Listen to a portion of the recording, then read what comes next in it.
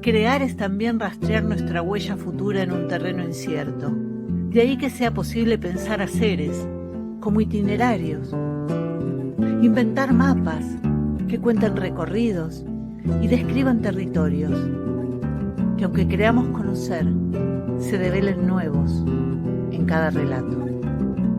Por eso, esta cartografía de andares.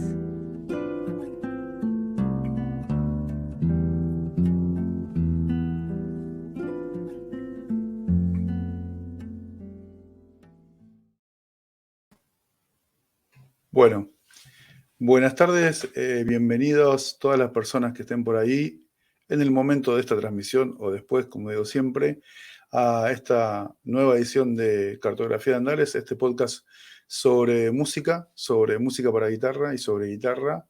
Y como decía siempre, no solo, y hoy se va a comprobar que justamente los intereses de este espacio no están exclusivamente centrados en la guitarra, aunque es el medio de quien les habla, ¿no? La otra cosa importante para decir es que este va a ser el capítulo 10 y va a ser el último capítulo, iba a decir el primero, perdón, el último capítulo de esta primera temporada. Y para este último capítulo pensé una cosa especial en sí misma, ¿no?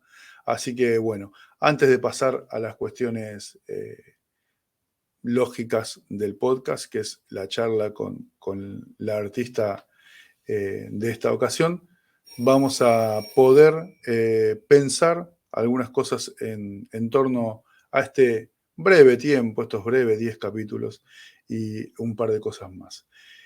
Como digo siempre, las redes de Cartografía de Andares son las que todos podemos conocer. Uno es el canal de YouTube, donde seguramente están viendo las personas que lo vean este capítulo y pueden ver los demás. Después hay una cuenta de Instagram y una página en Facebook que se llama Cartografía de Andares, así que buscando por ahí en cada una de las redes y siguiendo y comentando y dando me gusta a estas cosas que en estos tiempos que corren son tan útiles y ayudan a compartir con más personas lo que charlamos. Vamos a ver si podemos hacer una breve, más que nunca,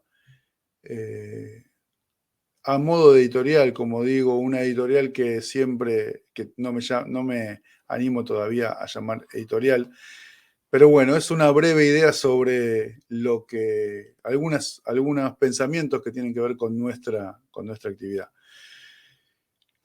En general, cuando uno empieza una tarea artística, me parece que suele pasar que se concentra mucho en ella, ¿no? Y va teniendo como intereses cada vez más profundos en ese camino, en ese recorrido, en esa construcción que va haciendo. Lo que sí me parece que a veces se pierde de vista o se puede perder de vista y hay que volver a repensar, es que justamente el cruce con distintas expresiones artísticas van a nutrir de un modo diferente lo que hagamos y no lo podemos pasar por alto. Y en este sentido es la invitada del día de hoy, pero también trayendo una disciplina artística que es la literatura. Pero sobre todo porque creo que se aprende mucho de algo que es general a todas las disciplinas, que tiene que ver con el arte. Es decir, cuando yo me pongo a estudiar música y a atravesar, voy a tener algunas cosas muy específicas de la música, pero en mi experiencia tal vez me ha pasado que en esa profundización me pierdo en eso mismo y he perdido de vista, digamos, lo que tiene de arte la música, ¿no? Que tal vez a veces no pasa tanto por tocar mucho o hacer grandes grupos o no sé, lo que pudiera parecer. Y me ha salvado siempre, sobre todo muchas veces la literatura, sobre todo. Y después, por supuesto, otras disciplinas artísticas muy completas como son el teatro, que bueno, también tiene de escritura, y la poesía sobre todo, ¿no? Y esto me parece fundamental comprender que hay una formación específica en nuestra tarea, pero que no puede quedar de lado que se nutra de otras muchas disciplinas, tal vez cuantas más, mejor. Así que por eso, en esta idea que tenía de que este espacio fuera un conocer los recorridos, los mapas, los territorios de las personas que fueran pasando y difundir obra nueva, sobre todo de músicas para guitarra, yo no dejé de lado, y no era nunca la intención, que pudieran venir personas que transitaran su tarea por otras disciplinas. Y es el caso de nuestro capítulo 10, en el cual vamos a charlar con la autora y escritora y poeta y tal vez un montón de cosas más que nos enteraremos, María Negro. Así que sin más demora le voy a dar la entrada y la bienvenida a nuestra invitada de hoy. Buen día. María, ¿cómo va? Muchas gracias por haberme invitado. Es un honor, ay, tan lindo. Para mí es igualmente, porque me gusta mucho lo que haces, pero aparte también inaugurar la situación diferente en torno a este espacio que venía tan musical, aunque vos tu recorrido musical lo tenés, ya lo podemos comentar en algún momento. No sé si es tan diferente, ¿eh? Hay una cantidad de música en la palabra. Ahí va. Vos fíjate cómo, bueno, tal vez se nota mucho en la poesía más que en la narrativa, pero hay un ejercicio musical en el lenguaje. Nosotros mismos, cuando hablamos, Me da un poco de impresión verme así, porque se me da como que tengo que acomodar el pelo y otra vez no me peiné. Perdón. Eso, me parece que hay un ejercicio hermoso de musicalidad en el lenguaje. Y tal vez podríamos pensar bueno, que justamente la música viene de las palabras, que es tal vez el primer medio que tenemos para comunicarnos, ¿no? Como que se A puede mí me también, parece que la palabra viene de la música, ahí hay un ciclo, ¿no? porque vos pensás que el tatarabuelo nuestro, el ser humano que estaba ahí entre la caverna y ver qué hacía de la vida, antes de poder elaborar el lenguaje para comunicarse, ya escuchaba a los pájaros, Claro. los ríos. La naturaleza tiene una cantidad de música implícita que es conmovedora. Hace poquito tiempo estuve en Bolivia, ¿no? Y en una de las actividades, que hubo muchísimas y fundamentalmente vinculadas a la literatura y al trabajo de la poesía en los niños, que es un trabajo que están haciendo allá, que la verdad que es invaluable. Mira. Hicimos como una especie de tour, de excursión hacia una ciudad, un pueblo que se llama Roboré, que está muy cerca de la frontera con Brasil, y allí en Roboré a un cerro que se llama Muela del Diablo, en realidad porque tiene como la forma de una muelita y qué sé yo. Uh-huh. Cuando llegamos, la necesidad total, total de no hablar que me daba ese espacio, ¿no? Estaban los monitos de lejos, los pájaros enojadísimos, porque aparte, ¿qué carajo hace el ser humano arriba de un cerro? Lo que le debe molestar el ruido del micro a los pobres pajaritos que están ahí en total felicidad. Y pensaba esto, ¿no?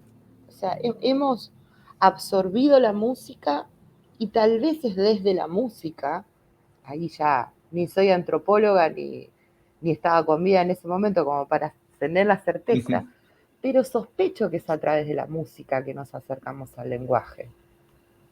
Está muy bien, está muy bien. Bueno, hablando de eso, de recorridos como este que estabas ahí compartiendo, siempre empezamos, o intento empezar del mismo modo, y para dar nombre y sentido al espacio, que bueno, la cartografía es justamente eso, una serie de mapas, y como digo siempre, robándole impunemente algunas ideas a algún pensador francés, en esto de que no existe el territorio hasta que uno lo construye, marcando señas, tomando decisiones. Siempre empezamos preguntando, ¿cómo llegás vos a tu tarea principal? Digo yo, tal vez vos me desmientas, pero en principio me parece que tu tarea es la escritura, o por lo menos estás invitado por acá, así que no me vas a quedar mal conmigo mismo. Pero bueno, ¿cómo llegás? Porque bueno, después te voy a contar algunas cosas de lo que leo tuyo, pero ¿cómo llegás a ese recorrido y a esa decisión? ¿Y cómo llega eso? La literatura, por ponerle un nombre, las letras, el nombre que le queramos poner, a tu vida y a tu historia. ¿Cómo es esa historia, digamos? A mí me parece que en general el ser humano se acerca al arte por una necesidad muy grande. La vida es insoportable. Y tratamos de sobrevivir, ¿viste? Freud dice, bueno, construimos neurosis para sobrevivir. En esas neurosis que construimos para sobrevivir, además hemos desarrollado las expresiones artísticas, las distintas expresiones artísticas, ¿no? La música, la literatura, la pintura, el arte plástico. Lo que encontré en la literatura fue una facilidad de herramientas, no de herramientas intelectuales, sino de una facilidad de herramientas de desarrollo. Es mucho más barato tener un lápiz y un cuaderno que comprarse una guitarra. No sé si mi deseo inmediato en la infancia era solamente escribir, pero sí era lo más accesible, sin duda, ¿no? Pensar en comprar, no sé, óleos o una tela para poder pintar, o tener un instrumento, era imposible. Y cuando digo imposible es porque realmente era imposible.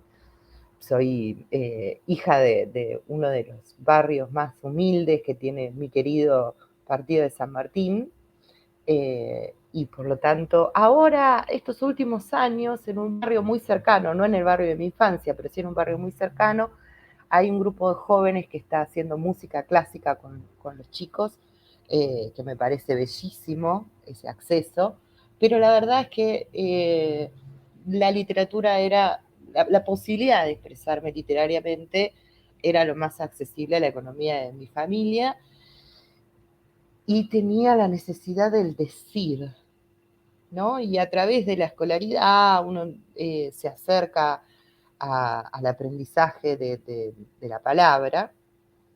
Bien vendría, señores de las instituciones, que también fuera el aprendizaje de todas las artes, a propósito de los recortes que se hacen en las escuelas con respecto a la música y a la plástica.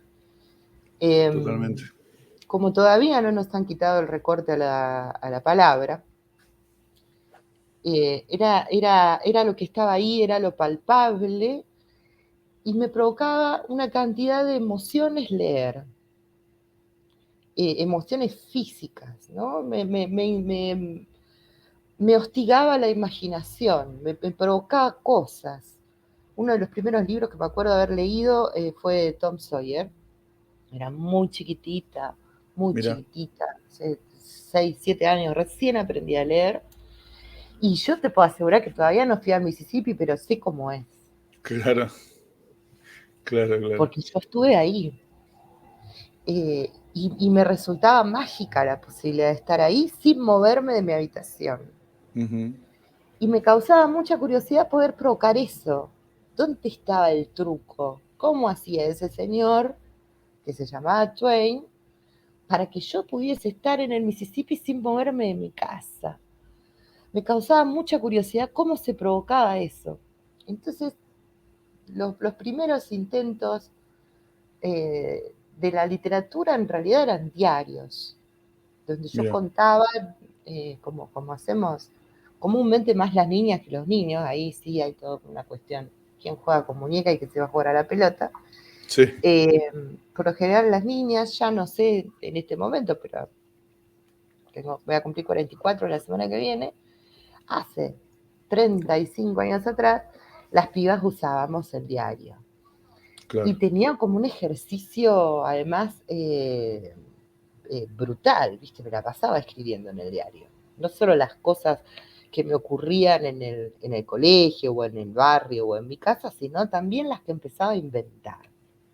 Mm, Y, por ejemplo, he inventado todo un romance con Ricky Martin. Lamento profundamente que no se haya hecho realidad. maldición. Fuck.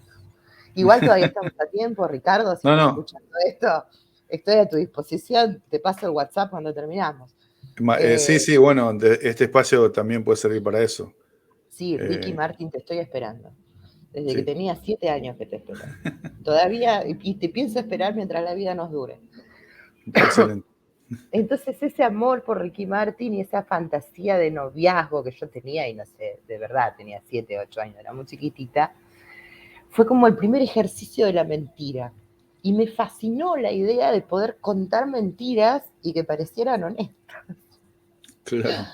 Eh, Creo que ese fue como el primer acercamiento amoroso al ejercicio de escribir después del ejercicio de leer. Pero primero fue el leer, señores Mm, docentes. Dejen leer a sus claro. niños, padres, madres.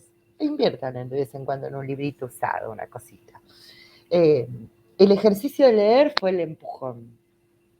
Y la música, ¿no? La música siempre me resultó poética. Las canciones. Yo sé que hay como ahí todo un debate entre el letrista y el poeta, que es poeta y es letrista o no, pero por ejemplo, yo escucho Avellaneda Blues y Mm, me sigue pareciendo el poema más importante que se escribió para desarrollar la imagen de nuestro inmediato conurbano en el sur. O las canciones, muchas canciones de Los Redondos, o digo, hablando de esa música tal vez cercana ya un poquito en el tiempo a esa niña, ¿no? 10 años, 11 años, ese descubrimiento del rock en castellano. Claro. Me fascinaba la poesía. Y la poesía ahí está acompañada fuertemente por la música. O sea, son una composición estética ambas. Mi acercamiento a la poesía fue a través de la música. Claro, totalmente. No, pienso que esas discusiones que vos mencionás, sí se dan, pero no es la gente que lo hace, digamos. Justamente, ahora que decías esto, claro, es gente que está por fuera de las preocupaciones profundas de esto que estabas contando, digamos. Hace poco, bueno, viste, yo laburo en unos barrios del sur de la ciudad y ahora estamos iniciando una actividad nueva, ¿no? No hay una cuento, pero sí la idea de acercar los medios al barrio, a los jóvenes, a los vecinos tal vez más grandes, o estamos muy entusiasmados. De hecho, yo ahora termino esto y me voy para allá.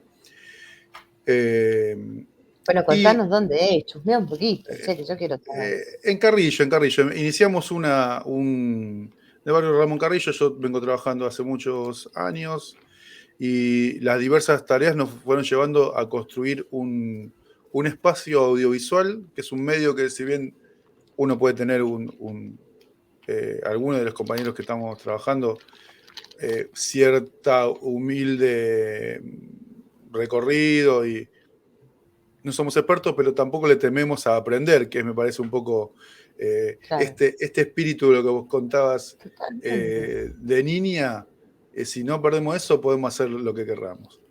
Pero bueno, justamente traía colación, porque en la primera reunión que tuvimos, la persona, un vecino del barrio que cuenta su idea, siempre que cerraba su idea, decía, bueno, pero yo no sé, bueno, pero yo no aprendí, pero bueno, y yo le decía, no, pero pará, porque vos me estás contando todo lo que tenés en la cabeza y no sé si necesitabas aprender otra cosa para que eso esté. O sea, de algún modo, esta imaginación que vos decías, esto de la niña leyendo e inventando, esta persona lo tiene, pero cree que no. Entonces ahí me acordé porque... Hay un ejercicio de limitar al ser humano. Exactamente. Consciente, Exactamente. No hay un ejercicio de colaborar con la liberación de las emociones. Totalmente. Si uno hace un recorrido amplio, siendo generoso con uno en el país, los niveles de suicidio son altísimos. En los jóvenes, en los adolescentes y cada vez más escalofriantemente en los niños. Claro. El ser humano no encuentra un camino para su vida porque no puede soportar las condiciones materiales de la vida. Esto que decimos, nos acercamos al arte, pues la vida es insoportable. Y además, le es vedada la posibilidad de expresar aquel conflicto, aquella emoción que transita su alma frente a la imposibilidad de todo. Totalmente. Pero es consciente, así como salen a disparar a los pibes en barracas, es consciente. Claro. Las escuelas pierden los programas de arte, se recortan los programas de arte, no hay acceso. Imagínate si yo te decía una guitarra, cuánto más al cine y a la posibilidad de desarrollar cine. Hoy, afortunadamente, los pibes tienen, los pibes y las pibas, tienen el acceso al celular, que parece una pavada, y sin embargo no, porque les da acceso a un micrófono y una cámara, y los pibes están haciendo con la tecnología posible cortos, o sea, pueden acercarse a la expresividad de alguna manera. Porque el problema es poder poner en palabra la angustia, o la emoción, o el amor, o la tragedia. Sí, la vida que los atraviesa y que al mismo tiempo si bien puede haber cuestiones comunes, es tan particular y lo interesante y lo que está buenísimo comunicar es esa particularidad de lo que ven, de lo que piensan, de lo que quieren decir, y eso es lo maravilloso del arte, ¿no? Y sigo con un cachito con la anécdota esa porque me acordé, y de hecho lo fui a buscar porque siempre lo citaba de memoria, y estuvo bueno porque me llevó a decir, bueno, pero para que esto tengo que decirlo bien, a ver si es como lo estoy recordando. Hay un libro que se llama Los Referentes, que escribe el Hamlet Lima Quintana, que cuenta su amistad con Armando Tejada Gómez, que para mí son dos referentes justamente. Y en un momento él hace referencia a lo que decías vos, y dice, para mí yo no escribo de un modo cuando voy a hacer una canción o cuando escribo poesía. Para mí el arte es arte y no hay mejor o peor, sino que hay bueno o malo, o es arte o no es arte. Y agrega una imagen que creo que al recorrer de lo que vengo haciendo en distintos ámbitos y de distintos modos, me he suscrito siempre a eso, y él dice algo así como, el arte es la combinación de el pensamiento mágico, por ponerle un nombre, y el conocimiento. Y agrega, medio de la nada, pero que es fantástico, me sigue pareciendo fantástico, dice, el pueblo no escribe sinfonías porque les camotean el conocimiento. Y Totalmente. es esto que está diciendo. Me encanta igual la forma en que lo dice, pero es esto que estabas diciendo. Todo ese pensamiento de cualquier niña está ahí para encontrar canales. Entonces lo que hay que hacer es dárselos y ver qué va a Además, cuando usar. se los das, es deslumbrante, ¿eh? Sí, Lo que sí, hace un maravilloso. pibe, una piba con eso, bueno, volviendo a Bolivia, que te contaba que fue como una especie de tour de los Rolling Stones, pero por todas las escuelas, por primera vez me sentí un Rolling Stone, gracias. Mirá, muy bien. Por todas Gracias, las Bolivia. escuelas, gracias Bolivia, gracias a Valeria Sandy que me invitó. Gran gestora cultural y poeta boliviana. Lo que hacíamos era ir por una cantidad de escuelas rurales a hacer talleres de poesía con los niños. Y en muchos lugares esos talleres ya existían, los lleva adelante esta poeta que nombré, Valeria, y los niños nos compartían su trabajo. Mirá. En una escuela muy pobre, un compañero, no yo, Jorge Balbuena, que es un gran escritor, también gestor cultural de Colombia en este caso, hizo un taller con niños muy chiquitos, tenían 7 años. Escribían su primera poesía. Y una niña escribió, la luciérnaga es el sol que se escapó de su noche. Wow.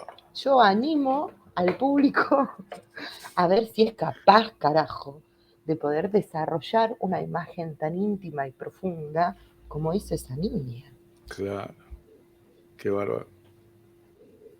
Y Hermoso. todo está ahí, de una manera germinal. Me parece que lo más terrible es que podamos decir que hay una acción consciente de mutilar eso.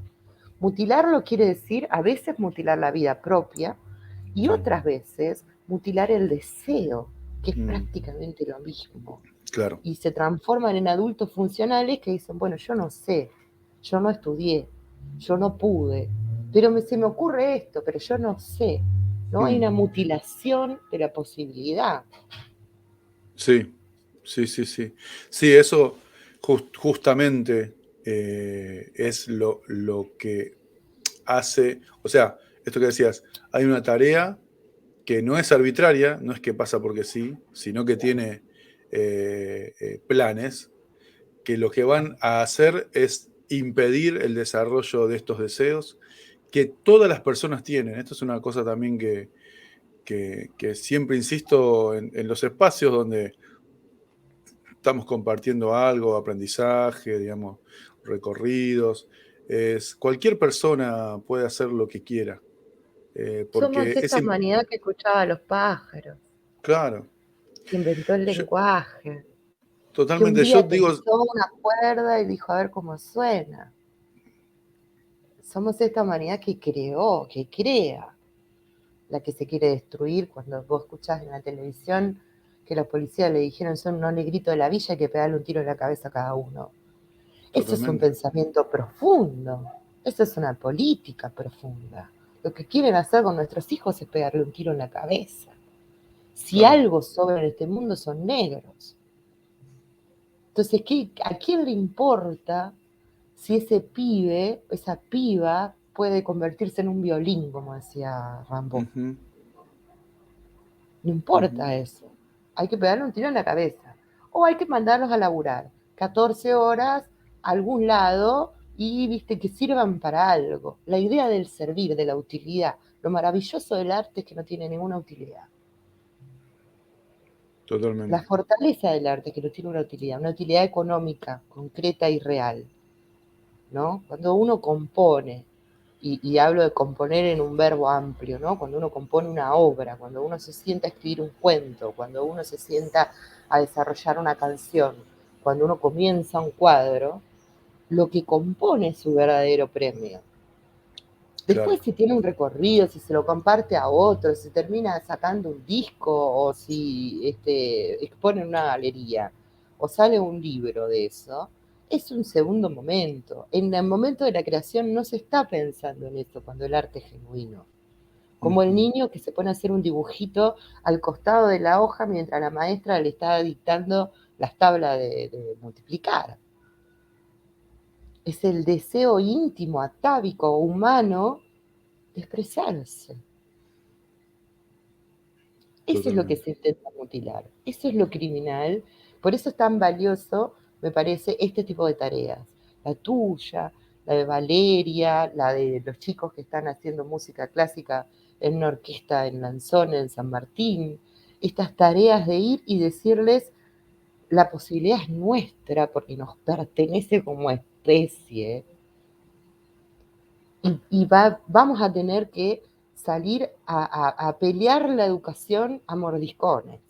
Ujú. Yo no pude hacer la universidad y para mí es casi un honor Claro. no ser recibida de la Facultad de Letras. Ujú.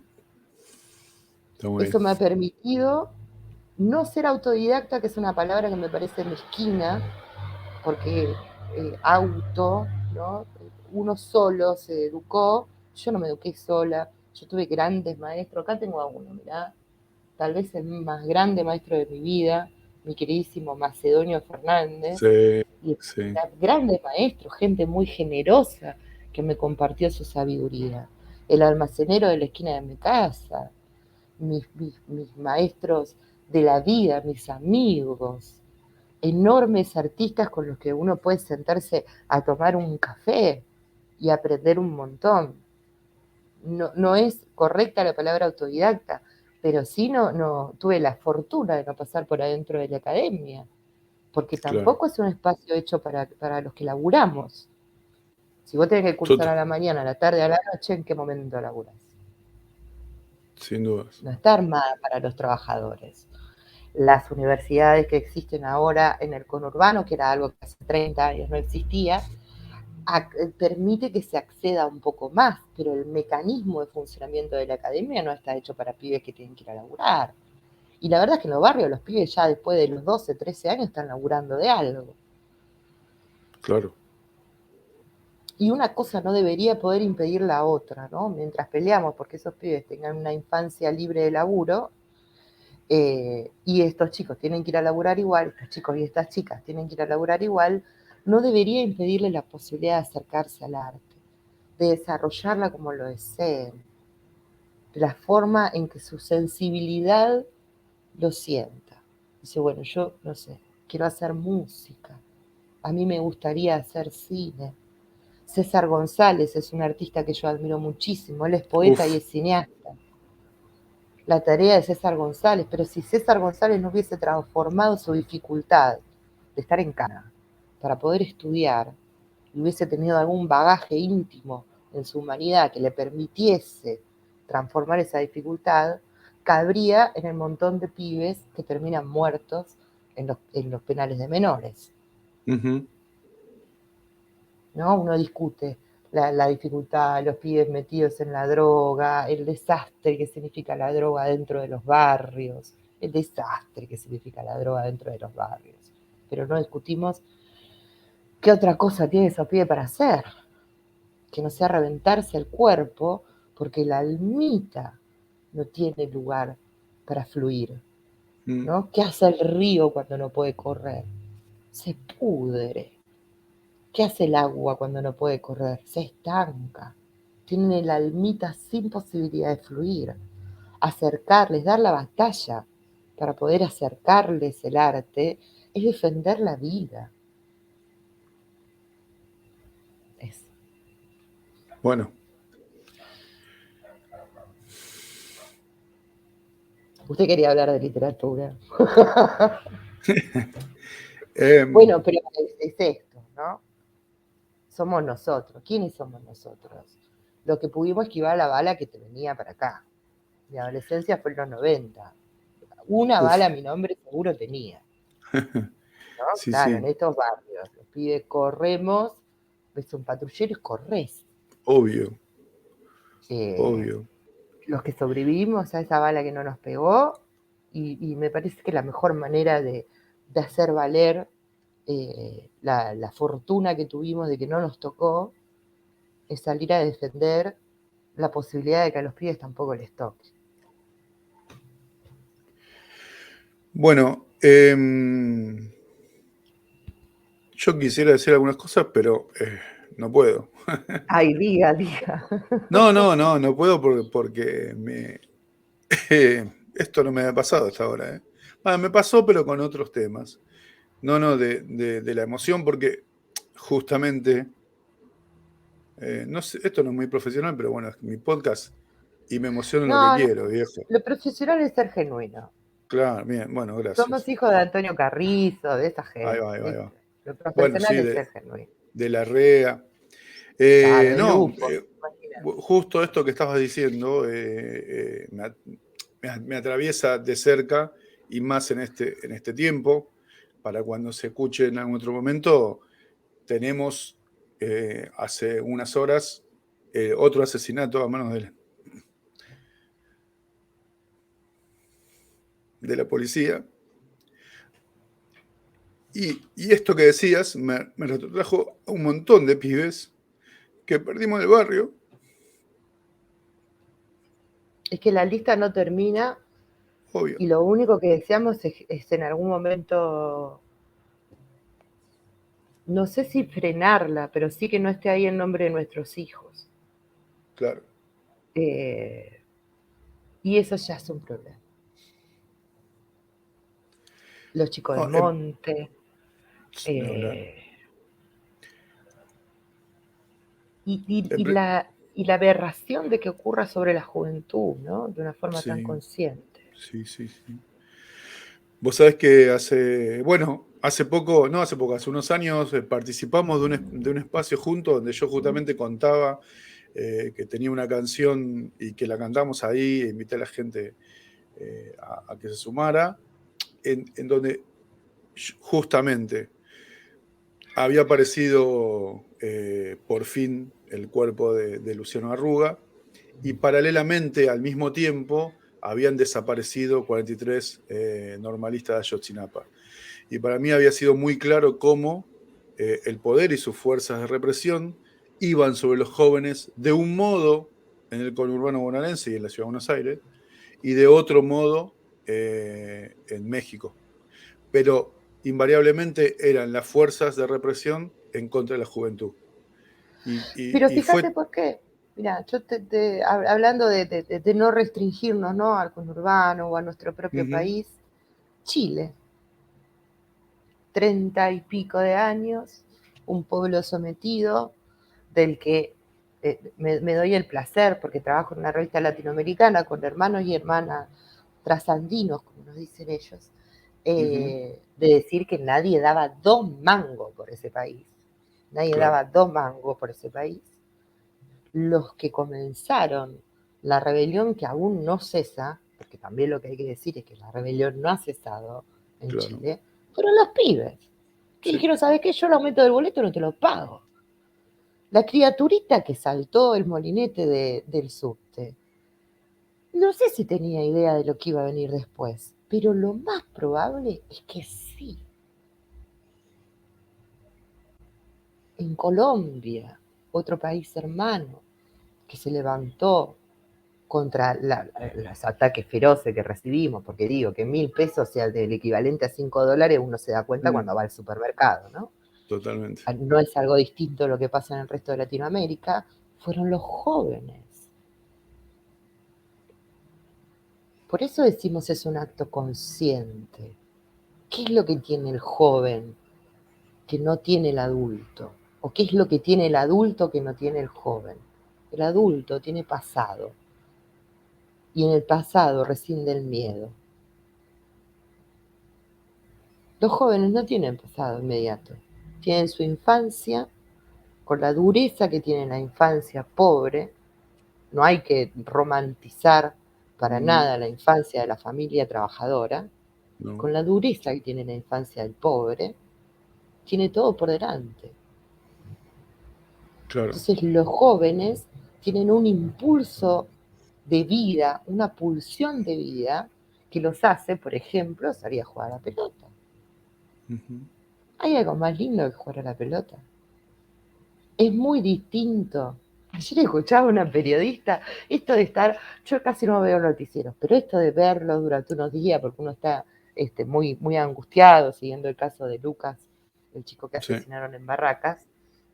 Ayer decía, bueno, pero hay que preguntarse por qué el joven se dedicaba a eso. Pero posta te vas a preguntar en Argentina, ¿por qué un pibe se dedica a jugar a la pelota? Porque está sano, nena. Claro. Porque está sano, porque ha encontrado en el deporte, que es otro arte también. Sí, Hay una maravilloso. cantidad de escritores que han hecho vínculos en el ejercicio de poder explicar tal vez la poesía, que es más compleja que la narrativa, vinculándolos a los movimientos del fútbol, antes que del ajedrez, que es otro deporte maravilloso también. Sí, sí. El fútbol está muy vinculado. Es que digo, esto que vos decías del fútbol como un arte, es que implica una belleza que una de las cosas que vas a encontrar en cualquier barrio es un montón de pibes y pibitos, y ahora muchas pibitas también, jugando a la pelota, en lugares extrañísimos. Viste, como que las canchas son triangulares, o sea, porque no existe la cancha. Es una construcción que hacen ellos en colectivo con otra gente que están ahí, y todos respetan esa cancha que no existe. El trabajo colectivo, la precisión, el acompañamiento con el otro, porque además si vos no te entendés con el otro no podés hacer una jugada. Totalmente.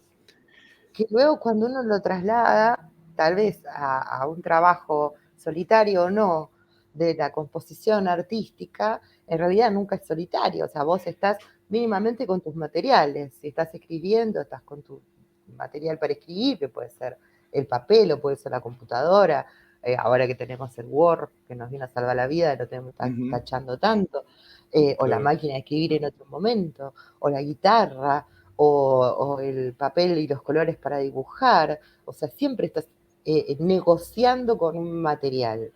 En el deporte negociás con el material de la pelota, pero también tenés que negociar con tus compañeros. Es un trabajo de solidaridad.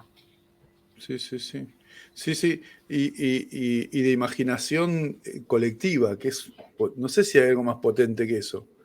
La posibilidad de construir algo, o sea, imaginario, pero que existe Imaginar realmente. El mundo con los otros. Sí, Esa es la sinfonía que le ha quedado a los barrios. La posibilidad de la sinfonía que marcaba de Hamlet, la posibilidad de la sinfonía que les ha quedado a los barrios es el fútbol. Sí, sí, totalmente, totalmente. Hermoso eso. Y te iba a decir una cosa más con respecto a eso. Con cosas que mencionaste de la escuela. Bueno, yo vengo hace muchos años recorriendo mis propios barrios y otros, intentando esto de cómo hacer espacio, ¿no? Para que entre quien quiera. Como dice el compañero René ahí en Calle 13, que entren los que quieran. Y justamente en todos esos recorridos, algunos confluyendo con mi tarea docente, siempre me llamó la atención esto, y alguna vez se lo dije a alguna compañera maestra, como diciendo, che, para, esta era me acordé, con todo que estamos charlando de una niña, que bailaba murga, no te puedo explicar cómo, con un manejo Claro, la de murga. de su cuerpo en el baile, pero no, de gracia, precisión, no, o sea, si lo desmenuzamos técnicamente, gracia, precisión, firme, bueno, todo lo que se nos ocurra, perfecto.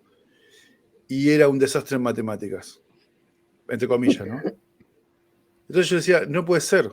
O sea, no hay forma. El problema no está. Y eso, después escribí un texto que ando por ahí dando vuelta.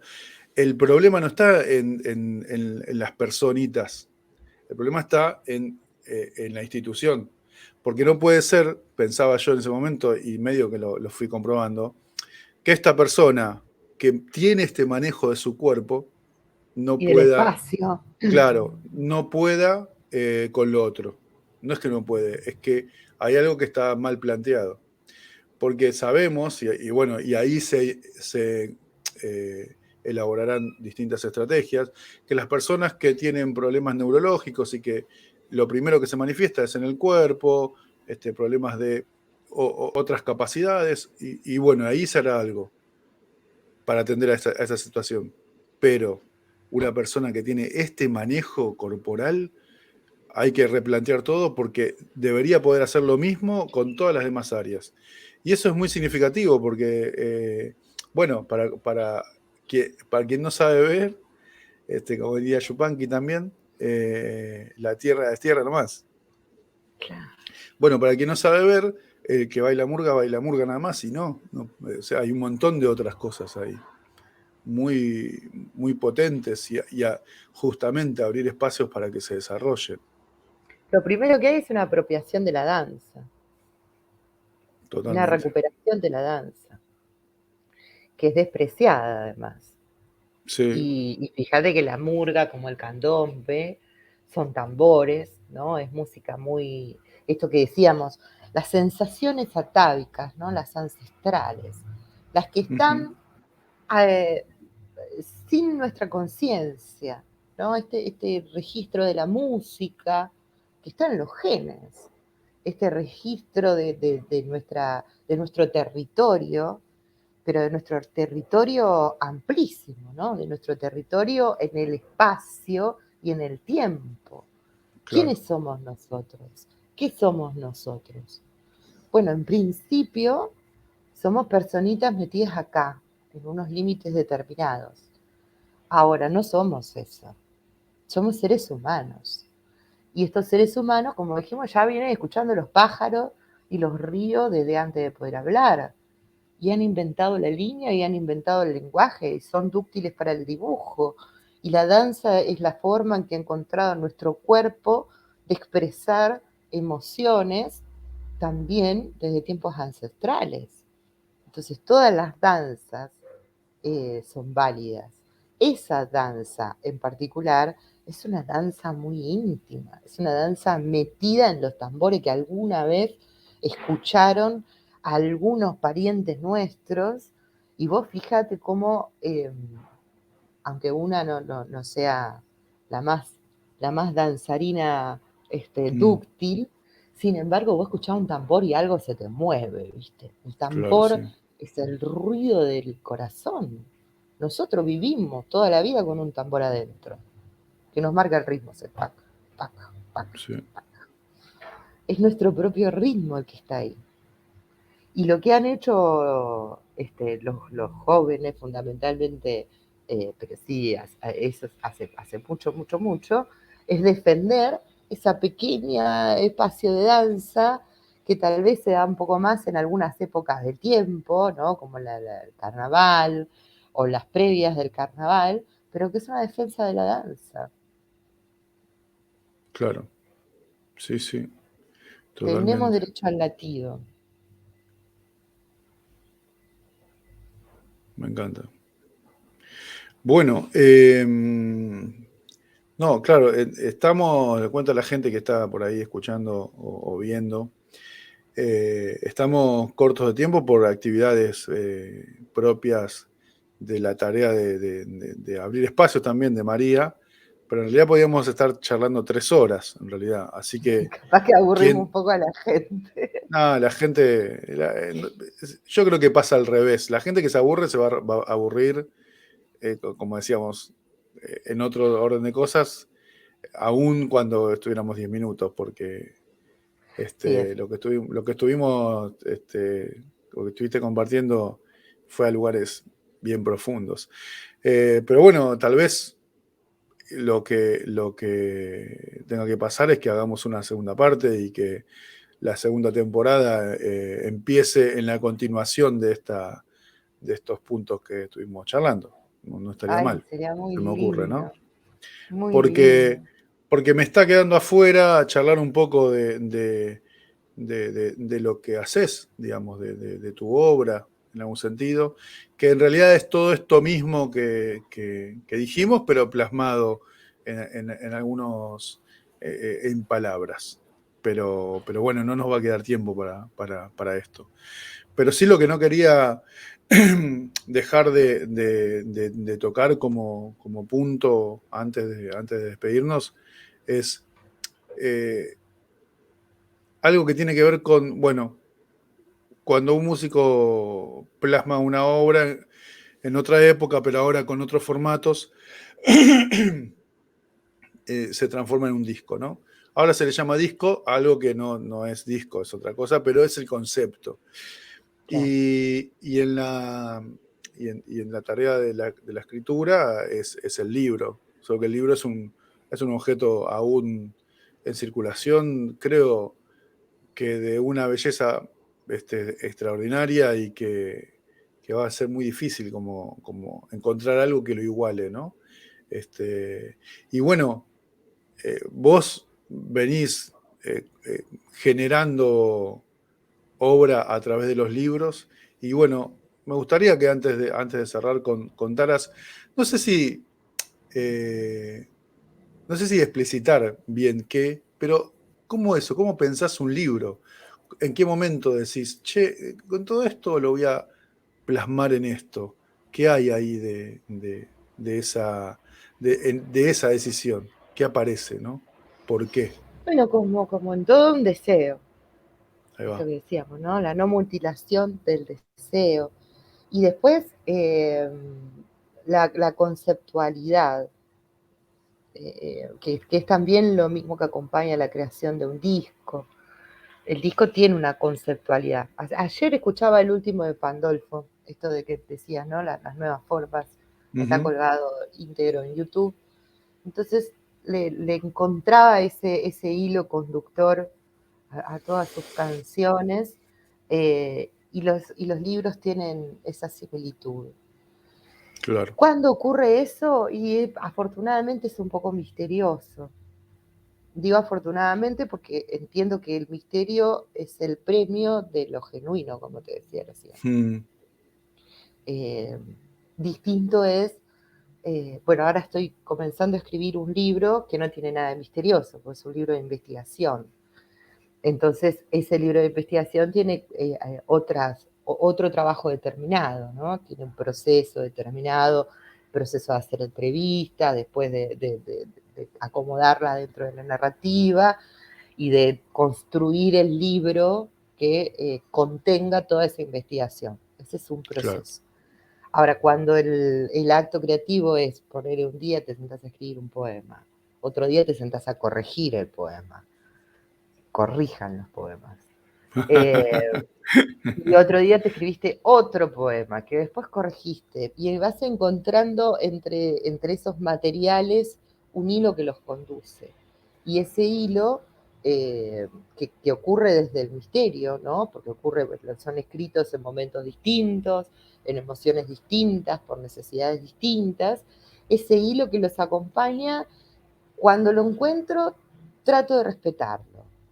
Después ocurre que tal vez cuando uno reúne todo el material y dice, bueno, todo este material que tuvo este hilo conductor, intento hacerlo un libro, mucho material queda afuera. Y no por falta de espacio, sino que queda afuera porque uno comienza a ser tal vez más celoso de ese hilo que le encontró y más claro. respetuoso de ese hilo que le encontró. Eh, pero eso es cuando la creatividad fluye en su naturaleza. Lo otro es la construcción de un trabajo de estudio que funcionan de manera distinta. Totalmente, totalmente. Sí, aparte, ahora que lo mencionás así, es como muy bella esa parte, ¿viste? Como vos decís, de toda esta obra, Es de todo esto que imparable. hice, es decir, uy, mirá, está esto, que ahí está buena la palabra, el misterio, ¿no? El concepto. Está esto que yo no lo había prepensado, pero está. Y Es lo voy a impagable. tomar, claro, y lo voy a tomar para que sea mi eje. Entonces, sí, estas otras cosas que me gustan, bueno, quedan afuera. De mi libro Eh, anterior, no el último, pero el anterior, el último se llama, aprovechamos ya que nos quedan pocos minutos, hola señores sí, de las editoriales, este momento es para ustedes. avívense. Bueno, pará, Eh, el ya le anterior, por hablamos. ejemplo, en realidad yo tenía una cantidad de material y en la revisión, en la edición de ese material, me pareció toda una porquería, menos un verso, que me parecía bellísimo. Wow, Un verso. Sobre ese verso trabajé y terminé haciendo otro libro. claro. Y todo el resto queda guardado, no es que se pierde. Cartoon dice, uno tiene el cajoncito, ¿no? No es un Hmm, cajoncito real, pero son esas carpetas que andan dando vuelta en la máquina, no se pierde ese material, pero con un verso, o sea, de todo eso que cuando lo junté para hacer un libro dije, pero esto no me gusta, con ese verso se parió otro libro. claro. Sí, y después también eso que es importantísimo, de que vos lo nombraste recién como el gusto, pero que es un poco más profundo, pero igual nombrarlo así me parece bien, que es eso, disfrutar con lo que uno hace, ¿no? O sea, así como el deseo es lo que nos mueve, ser un poco, y esto sí es peligroso, tener la humildad de decir, che, esto que hice yo, concentrado en algo que tal vez estuvo bien, ¿no? O sea, no pasa porque uno desprecie ese momento, pero en realidad cuando lo termino no me gusta, y no me gusta. Y me parece que el deseo se iguala ahí a esa sensación y nos permite ser un poco más humildes, decir, bueno, le estaba prestando atención a otra cosa, por eso hice esto que termina no gustándome. Lo hice, está como dijiste vos recién de cartoon, en una cajita, en un cajoncito, y va a ser parte de la historia, pero no está bueno y no está para compartir, y sigamos adelante. Y, y eso, ese equilibrio, no sé si un equilibrio, se igualan las Es una instancias de armonía más que un equilibrio, eso, ahí va, esa ¿no? es la El mejor equilibrio palabra. es fijo y la Sí, armonía, por eso decía, hay un vínculo íntimo con la música, indisoluble. La armonía es la que acompaña la creatividad. Y me parece una palabra que vos decís que es fundamental, la humildad, ¿no? Una cosa con la que yo insisto mucho en el trabajo que hago en los talleres, que no es un taller convencional, afortunadamente, me imagino. es entender que uno tiene que leer. Uno tiene que leer Claro, porque si no, entonces queda preso de la posibilidad de cometer el crimen atroz de creer que hizo algo nuevo. claro. Hace 4.000 años, digo, si nosotros vamos a respetar, que ya escuchamos los pajaritos, ya escuchamos el ruido, que nació la música y le dimos nacimiento a la línea, que es algo que en la naturaleza no existe. Después del plástico, es el gran aporte que le hemos hecho al mundo, la Mm, línea, el desarrollo de la línea. Esa humanidad hace 4.000 años que escribe. Es una falta de respeto no leer. Y en 4.000 años de trabajo, si entendemos el arte como un laburo colectivo, si entendemos que estamos todos en la misma cancha jugando el mismo partido y que tenemos que jugar con los demás compañeros, ¿cómo no voy a leer? claro, ¿Cómo no me, es faltarle el respeto a los compañeros que venían trabajando antes? hay que leer a nuestros contemporáneos, pero hay que ir a leer los clásicos, porque hay algo, si Shakespeare sobrevivió 500 años, algo tiene que tener, hay que darle la posibilidad al señor. Sí, Cuando sí, uno sí. lo va a leer, se da cuenta qué es lo que tiene Shakespeare, pero tiene que ir a leerlo. Claro. Lo mismo vale para la música. ¿Qué compositor puede componer sin escuchar música? Mira, lo tengo acá, al pescadito rabioso. Mirá. ¿Qué compositor puede ir a componer sin escuchar música? ¿Qué pintor se atreve a acercarse a su imaginación sin ir a aprender? Por eso también decía, es tramposa la palabra autodidacta. Nos puede llegar a dar una fantasía de poder que no existe o que no debería existir, que cae rápidamente en la estupidez de la pedantería. He creado, dice Dios. Sí. Papito. Sí. Bueno, no está mal disfrutar profundamente, por eso lo ponían las palabras del placer, disfrutar profundamente la creación, y es posible disfrutar el proceso de mutilaciones de que tiene esa creación.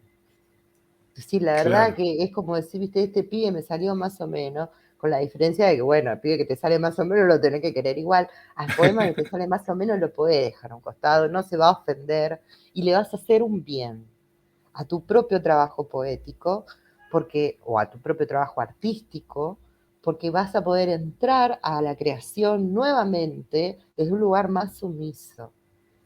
Hay que tratar de alcanzar, creo yo, la creación al punto de que ella comience a hacer lo que desea. Y no hay nada de místico en eso. No es que viene un Espíritu Santo y me dicta lo que yo quiero hacer, sino que en el propio trabajo misterioso de la creación, algo comienza a construirse que me excede. No sé si ocurre lo mismo con la música, porque no compongo música, pero en la composición de la narrativa muchas veces uno se traba, o en la poesía uno se traba y dice, pero este cuento, la puta madre, no le encuentro el final, con perdón del francés, y es muy probable que uno esté pidiéndole al texto que haga cosas que el texto no desea. Claro. Hay un trabajo de comunicación en el arte. Por eso decía, no hay trabajo en soledad en el arte. Es posible que uno se siente solo con su guitarrita, pero hay un momento donde las cuerdas empiezan a desear también. Uno las empujó, pero ellas, como decía Atahualpa, si uno se acerca con respeto, entendiendo que la guitarra antes fue árbol y que el árbol escuchó a los pájaros y que ya está afinado. Si uno se acerca con ese respeto, bueno, el lápiz también fue árbol, ya tiene su afinación. Y en algún momento, si yo se lo permito, si abandono mi pedantería de creerme una diosa creadora de cosas, y le permito a eso que fluya, va a encontrar un canal más genuino, que tal vez no sea el que me deje totalmente conforme cuando lo termine. Para eso existe el trabajo de la edición, en todo, ¿no? En la pintura creo que se llama penitenti. El otro día me enteré que la corrección, la Gioconda tiene 300 capas de pintura. Claro. El arte trabaja sobre la profundidad. La pedantería trabaja sobre la superficie.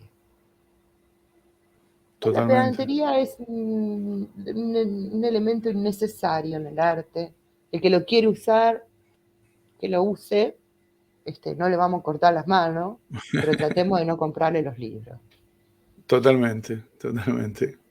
Bueno, María, para que las personas que están ahí trabajando con vos no queden esperando compartir todo esto, vamos a terminar acá, pero viste, una de las cosas que yo decía la semana pasada, en el anteúltimo capítulo, era cuando yo empecé esto, hace algunos meses, no sabía qué iba a pasar, y de repente se armó todo en 10 capítulos, el último con una persona que no era del palo de la guitarra clásica, ponele.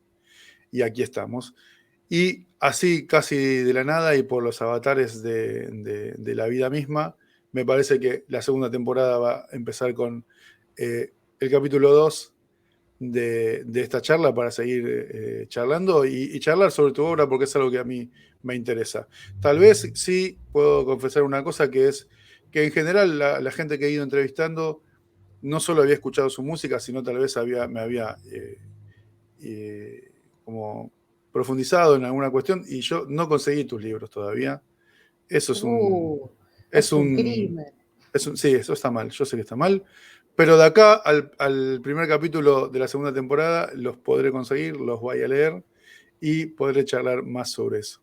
¿Te parece? No, no está mal, no está mal. La Ah, difusión sí. literaria te da para otra charla más y cómo funcionan las difusiones dentro de las editoriales y las Totalmente. posibilidades breves que tienen las editoriales independientes y lo costoso que es producir literatura en este país y el esfuerzo que se está haciendo enorme por poder seguir produciendo. Es mucho. Después, Totalmente. además, las distribuidoras corresponden a las grandes cadenas. Las editoriales independientes van haciendo de la dificultad todas las oportunidades que encuentran. Claro, pero claro. es muy difícil, es muy difícil. Bueno, por eso que este espacio también sirva para aportar un humilde lugar a que se difunda también, eso me parece, es parte también de la idea general. Así que bueno, ya tengo un honor haber charlado con vos. No, te no, el admiro honor y te respeto muchísimo, Gracias. muchísimo. Creo que sos un gran artista y que además hayas tomado el trabajo de generar un espacio de difusión, ya sea para tu particularidad dentro del arte o ampliado, me parece súper valioso. Así que te agradezco muchísimo el espacio, la charla. Yo te agradezco a vos. Campeón. Hoy estuvimos nombrando mucha gente, como me enseñó una amiga, lo único, siempre digo, lo único que yo soy es muy terco. Después fui cambiando a muy tenaz, y después, como decía Roberto Val en el mítico prólogo a los lanzallamas, creo que es, el futuro será nuestro. Por prepotencia de trabajo. Hemos llegado hasta aquí. Este ha sido el último capítulo. El futuro llegó hace rato, dijo otro gran poeta. Ojo con eso. Que la prepotencia de nuestro trabajo se haga valer. Ahí va. Muchas gracias, María. Este es el último capítulo de esta temporada. Ha sido un lujo este rato con esta enorme artista también. Y bueno, nos seguiremos encontrando y ya seguramente se van a enterar cuando retomemos esto. Así que bueno, muchas gracias y nos vemos. Muchísimas gracias.